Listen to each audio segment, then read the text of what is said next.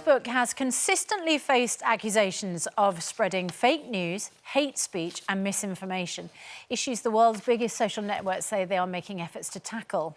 But today, dozens of celebrities, including Kim Kardashian West, are taking a stand and freezing their Facebook and Instagram accounts for the next 24 hours in protest. This comes on the same day the site's launching its blood donation feature to help the NHS recruit more donors. Well, Facebook's Vice President for Europe, the Middle East and Africa, Nicola Mendelsohn, joins us now. Well, good morning to you, Nicola. Morning.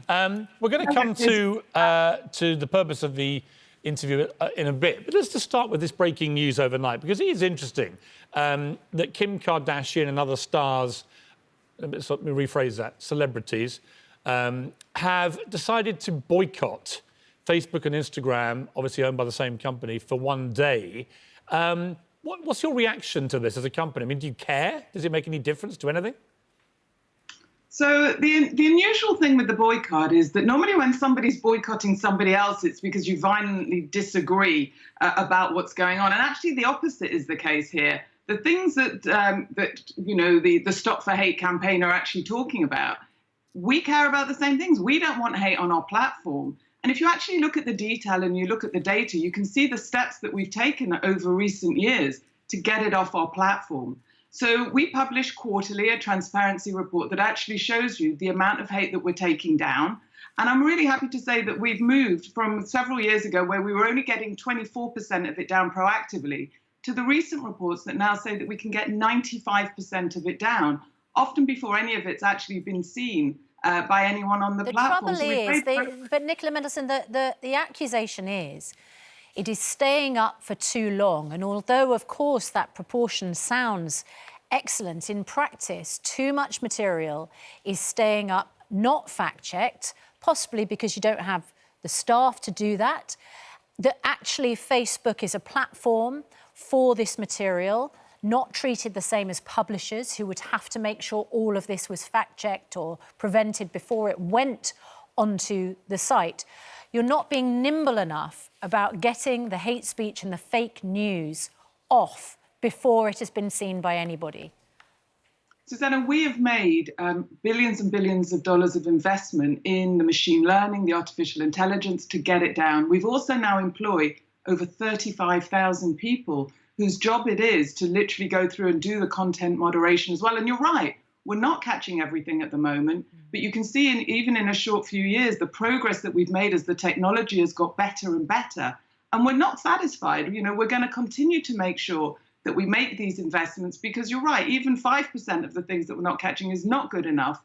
And we want to make sure that we do more. And over the summer, we met with a number of different civil rights organizations. One of the things they actually told us is that we've not done a good enough job of explaining what we do, because we have a very clear set of guidelines, our community standard guidelines, which are very clear about the fact that we don't want hate speech on the platform, and that we have the commitment that we want to take it down, and we're going to continue to invest to make sure we do take it down. Is there an irony, Nicola, that you have Kim Kardashian West married to Kanye West, who spent the entire last night spewing a lot of quite hateful stuff about record company bosses on Twitter, another social media platform? In other words, is there an inherent hypocrisy here that some of the people shouting loudest about hate speech seem to turn a blind eye when it's actually a little closer to home? So I don't know what the two of them were doing overnight, but in terms of what they were putting out there. But what we believe very passionately in actually is in freedom of expression. That if people are putting things out there where they want to debate and they want to discuss, we think that's an important thing, because people shouldn't always agree with one another. That's not human beings. That's not society. That's not what we do. Often in families, you know, closest friends, people don't agree with one another. And so we want to be a place, we want to be platforms where people can come, can debate, can discuss, can, you know, have different points of information, but not if it causes harm, not if it causes, you know, somebody to be hurt in any way. We wouldn't want that. But we do want to be a place where people can debate. I mean, I think you identify as a feminist, do you? I am. Yeah. As do I. This raging debate about J.K. Rowling, for example, that has been dominating online debate now for quite a while. R.I.P. J.K. Rowling was trending, where people actually wanted her dead because she's written a new novel. Most of them, in fact, almost all the people who were responsible for that trending hadn't read the book that was being discussed.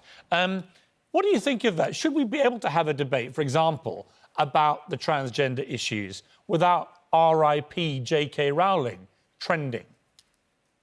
I do think we should be able to have a debate, and I think it's always been an important part of society, and it's something that we've encouraged on Facebook, that people can come to discuss, to debate, and share information. But I think there also needs to be informed conversations as well about any of the different topics. And so one of the things that we've been doing more and more is working with authorities in different areas to make sure that we can actually point people to different resources in different ways at different times.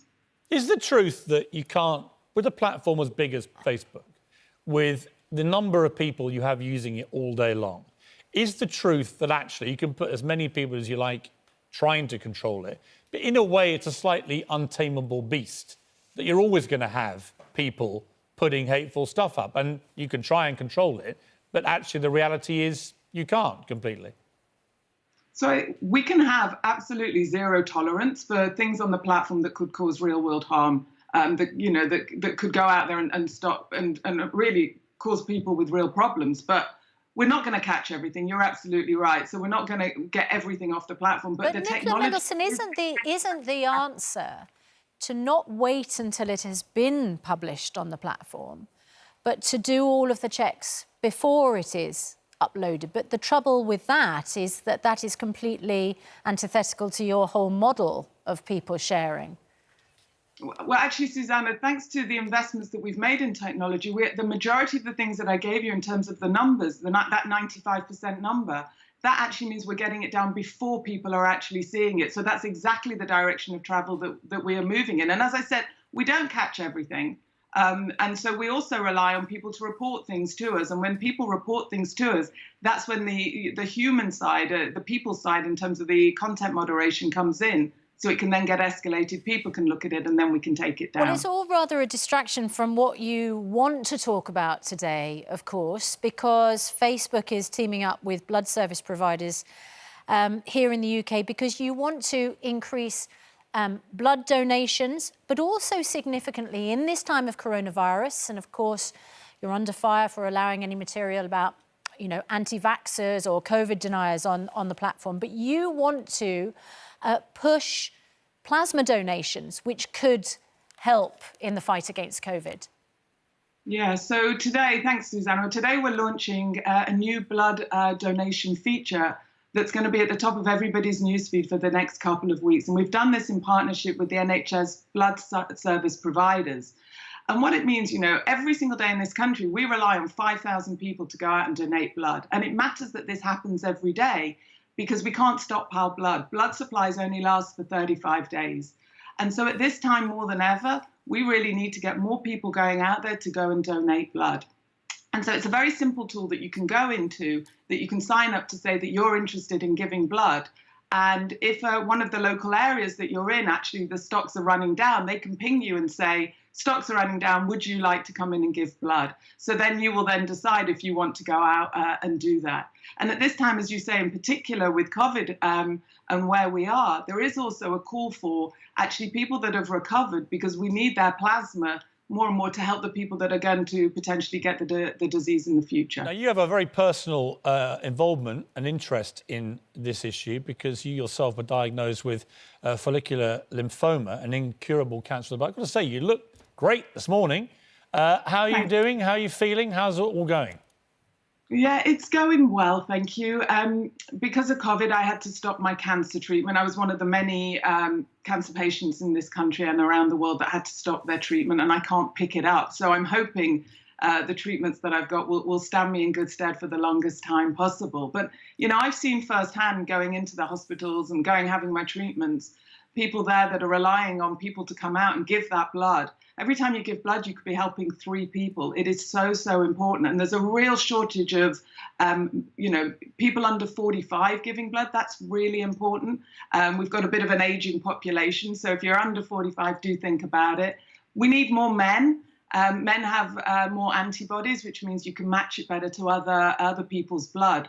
And also men on the whole are less anemic than women are. And again, if you're anemic, you can't give blood as well. So also a call out for people of Black heritage who have some more of the rare blood types as well, because there is an urgent need for those. So if you're here, sign up. Just to take you back to what you said there, so you yourself, even as a top Facebook executive, who's got this incurable cancer of the blood, you've had to put your own treatment on hold for, 6-7 months now. Is that what you're saying? Yeah, it is what I'm saying. And actually, it's a treatment that I can't continue because it was a cumulative treatment that relied on, building up from the previous treatments that you had. It was deemed that the risk to my health was too great to catch the disease. And indeed, I'm in the class in the super vulnerable category, so I am shielding and will continue to. How does that make you? What impact will that have on your health? Because this is clearly a huge issue we know with many other people who've not been able to have their normal cancer treatment. I mean, and what's that done to you psychologically to not be able to continue the treatment? Well, of course, it's difficult. And of course, it's challenging, as it is having a disease like this, where because of the lack of research that there is and the investment that's gone into follicular lymphoma, they don't know when it's going to come back. The doctors can't tell me. What they could tell me is that, this treatment that I was on for 2 years, of which I was able to get 18 months worth of it, will prolong the need for me to have a treatment, take longer for me to need the next treatment. So I'm hoping that I got enough to, really push it out, but they can't tell me. But, the mind games are the things that are the hardest for anybody living with an incurable disease, because you don't know when it's going to come back or when it will strike, which, as you know, is the reason why I set up the charity, the Follicular Lymphoma Foundation, to find a cure. Yeah, well, listen, best of luck with it. I'm very sorry to hear that. I'm sure that a lot of people are in that position, and it's very worrying for them, not just with the physical cancer or heart disease, whatever it may be, that they're not getting the treatment for, but the psychological problems that then come with it. I've got to say, you're hiding it well, Nicola Mendelsohn. It's always great to have you on the programme. Thank you very much. Always good to see you too. Yeah. Thank you.